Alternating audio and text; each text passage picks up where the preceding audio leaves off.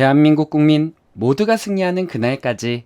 안녕하십니까, 알뜰맨입니다. 다우는 마이너스 0.86% 하락, S&P 500은 마이너스 1.29% 하락, 나스닥은 마이너스 2.01% 하락, 원달러는 0.65% 상승, 빅스 지수는 5.32% 상승, MSCI 코리아 ETF 지수는 마이너스 1.87% 하락, 2년물 국채금리는 0.09% 상승, 10년물 국채금리는 3.33% 상승, 30년물 국채금리는 2.36% 상승을 했습니다. 특징적인 주식들은 다음과 같습니다.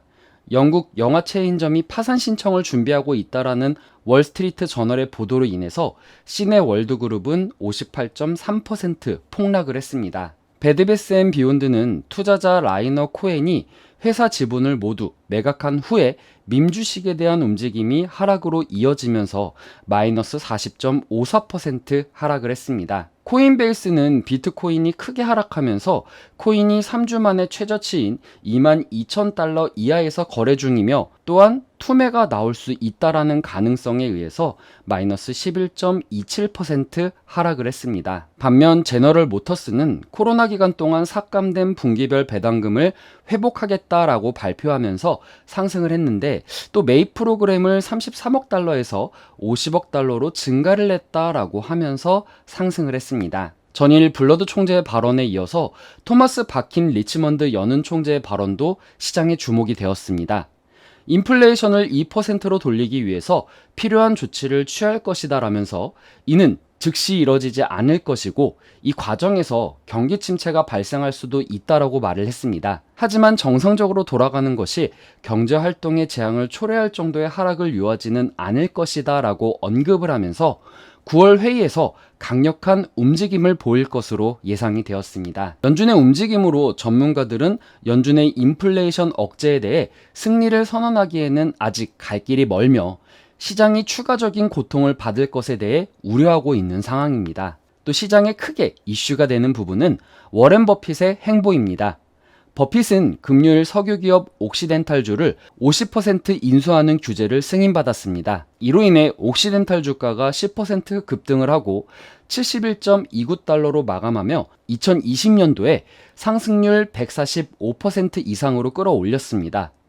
버크셔는 현재 1억 8,850만 주인 20.2%의 지분을 보유하고 있으며 추가로 8,390만 주를 50억 달러에 사들일 수 있는 권한을 가지고 있으며, 버크셔가 그 권한을 행사한다라고 하면은 지분의 거의 27%까지 상승할 것이다 라고 보고 있습니다. 이로 인해 옥시덴탈은 올해 가장 인기 있는 소매주가 되었습니다. 패드워치에 의하면 연준이 9월 금리를 50bp 인상할 확률을 전날보다 증가한 59%로 내다봤고, 75bp 인상할 확률은 전날보다 낮아진 41%로 내다봤습니다. 9월물 서부 텍사스산 원유 WTI 가격은 전장보다 27센트 오른 배럴당 90.77달러, 0.3% 상승 마감을 했습니다.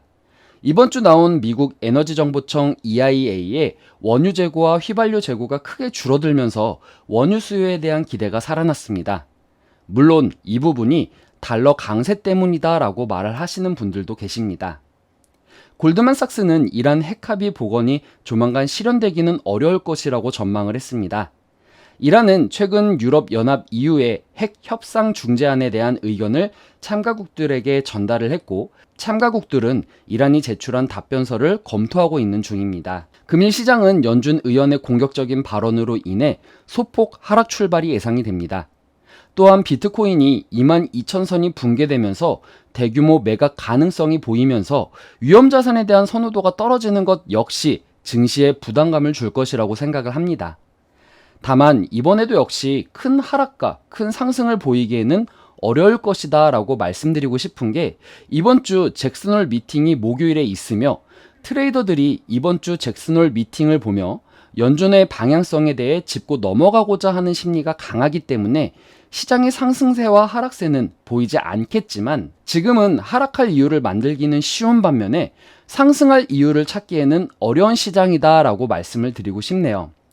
물론 상승할 수 있는 희망이라고 한다라고 하면 이번 주 수요일 날 발표되는 엔비디아와 세일즈포스닷컴의 긍정적인 실적 발표입니다. 만약 이 두 개의 기업이 긍정적으로 후실적 발표를 한다라고 하면은 국내 증시에도 긍정적인 영향이 미칠 수 있겠지만 반대로 부정적인 실적 발표가 된다라고 하면은 역시 국내 증시에서도 부정적인 내용으로 반영이 될 것입니다. 또 우려가 되는 부분은 목요일입니다. 2분기 GDP의 발표와 잭슨홀 미팅에서 경제가 탄탄하지 못하고 연준의 방향성이 인플레이션에만 고정이 된다라고 하면은 그동안 경제가 탄탄하다라는 이유로 버텨온 증시가 내려갈 수 있는 근거가 되기 때문입니다. 물론 제가 하반기 시장 자체를 긍정적으로 보지는 않지만 유독 목요일까지 시장이 지지부진하게 지표와 미팅의 결과를 보고자 하는 심리가 매우 강하게 작용할 것 같은 한 주가 될 것 같습니다. 정말 보수적으로 성투하시길 바라겠고 이런 시장에서 버핏의 이슈로 인해서 유가 관련 테마주들이 움직이겠지만 반대로 이런 시장에서 테마에 물리면 힘들게 갈 수 있는 부분도 있기 때문에 정말 급하신 부분이 아니라면은 시장을 좀 보수적으로 바라보셨으면 좋겠다라는 생각이 듭니다.